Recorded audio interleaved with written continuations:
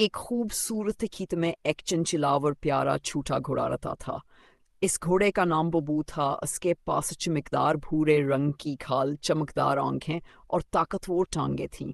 بوبو بچپن سے حیاس کھیت میں پلا بڑھا تھا، وہاں پنیما کے ساتھ رہتا تھا۔ اسکیما ایک جربا کار اور نہایت مہربان گھوڑی تھی جو ہمیشہ اس کا بے حد خیال رکھتی تھی۔ ماں کے محبت بھری دیکھ بھال میں بوبو بے فکری سے بڑا ہو رہا۔ وقت کے ساتھ بوب واتنا بڑا ہو گیا کہ ہما کے ساتھ کھیت کے کاموں میں مدد کر سکے۔ ایک دن ماں نے بوبو سے کہا، بیٹا تم اب بڑے ہو گئے ہو، اب تمہیں کچھ کاموں میں میرا ہاتھ بٹانا چاہیے۔ آج تم یہ آٹے کی بوری لے کر دریا کے پار چکی پر چھوڑ آؤ۔ بوبو ماں کی بات سن کر خوشی سے راضی ہو گیا اور آٹے کی بوری پیٹ پر رکھ کر تیزی سے دریا کی طرف دوڑنے لگا۔ جب وہ وہاں دریا کے کنارے پہنچا تو اس نے دیکھا کہ پانی زور سے بہہ رہا ہے۔ اسے تھوڑی سی گھبراہٹ ہوئی۔ اس نے احتیاط سے اپنا ایک قدم پانی میں ڈالا تاکہ پانی کی گہرائی کا انداز لگا سکے، لیکن جیسے ہے پانی کو چھوا ہوا وہ فوراً پیچھے ہٹ گیا۔ یہ پانی آخر کتنا گہرا ہے؟ کیا میں اسے پار کر سکتا ہوں؟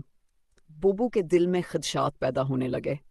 اسی وقت ایک چھوٹا گلہری وہاں آ گیا اور بوبو کو پریشان دیکھ کر پوچھا، چھوٹے گھوڑے تمہیں کیا ہوا؟ بوبو نے اداسی سے جواب دیا، مجھے دریا پار کر کے چکی پر آٹا پہنچانا ہے، لیکن مجھے نہیں معلوم کہ پانی کتنا گہرا ہے۔ اگر میں ڈوب گیا تو؟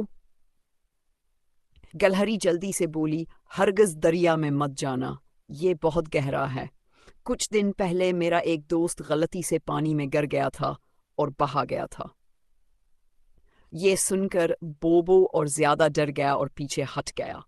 وہ کافی پریشان ہو گیا کیونکہ ایک طرف ماں کا دیا ہوا کام تھا اور دوسری طرف پانی میں ڈوبنے کا خوف۔ اسی دوران ایک بوڑھا بیل وہاں آ پہنچا اور بوبو کو فکر مند دیکھ کر پوچھا، بیٹا تم یوں پریشان ہو؟ بوبو نے اپنی پریشانی بیان کی تو بیل مسکرایا اور کہا، بیٹا یہ پانی زیادہ گہرا نہیں ہے، یہ تو بس میری چھوٹی ٹانگوں تک آتا ہے، تم آرام سے پار کر سکتے ہو۔ بوبو ابا اور زیادہ حال جھنے میں پڑ گیا۔ ایک طرف گلہری کہہ رہی تھی کہ پانی بہت گہرا ہے اور دوسری طرف بیل کہہ رہا تھا کہ پانی زیادہ نہیں۔ بوبو نے فیصلہ کیا کہ وہ خود آزمائے گا۔ اس نے ہم چلنے کی اور آہستہ آہستہ پانی میں قدم رکھا۔ شروع میں پانی صرف پاس کے گھروں تک آیا، لیکن جیسے وہ آگے بڑھا پانی گہرا ہونے لگا۔ جلد ہی پانی اس کے پیٹ تک پہنچ گیا۔ بوبو کو ڈر لگنے لگا اور وہ واپس پلٹنا چاہتا، مگر اسے ماں کی نصیحت یاد آئی۔ اس نے ہم تک اور آگے بڑھتا رہا۔ کچھ بھری دیر بعد وہ دریا کے دوسری طرف پہنچ گیا۔ بوبو نے دیکھا کہ پانی نہ تو گلہری کے بتائے جتنا گہرا تھا اور نہ بیل کے کہنے جتنا کم۔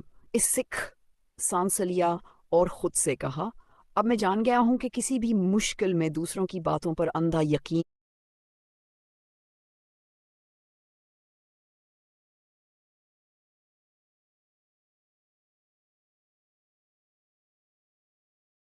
سے خوب داد دی۔ بوبو خوشی سے نہال ہو گیا اور مسکراتے ہوئے اپنے گھر کی راہ لی۔